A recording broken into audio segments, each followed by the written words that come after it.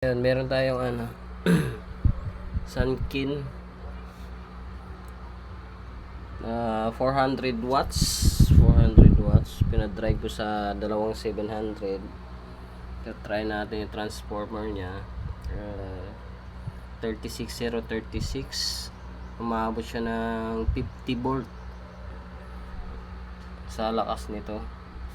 Initest ko siya guys. Ayun, naka-drive na papuntang wire niya sa labas dun sa dalawang speaker na malaki. Napakalakas pala nito. Try yung X-Silent 400 watts. Ayan, 400 watts siya. Hindi ko matest kasi ayan na siya. Napakalakas nito guys. Dalawa lang yung kasi yung dating transistor niyan piki yung dating transistor yan, sumabog. Ayan Sunkin. Yung dating transistor niya piki yung kinabit nila. Napaka unfair yung binilan ko niyan. Ganda sana, malakas kaso piki yung transistor niya. Kaya yung ginawa kong transistor yun dito sa concert, tinatry ko, binawasan ko dalawa, kaya tinisting ko dyan. Ayan, napakalakas niya.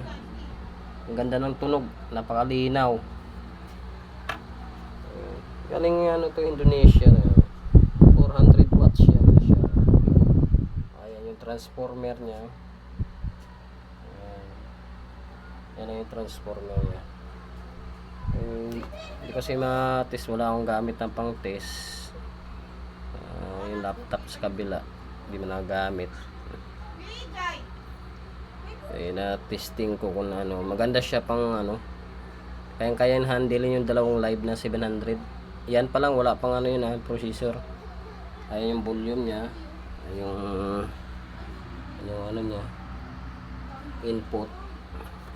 Napakalakas siya. Ayan, update ko ba isa sound check ko to para gawan ko ng video sound check nito. Napakalakas yan. Thank you, salamat.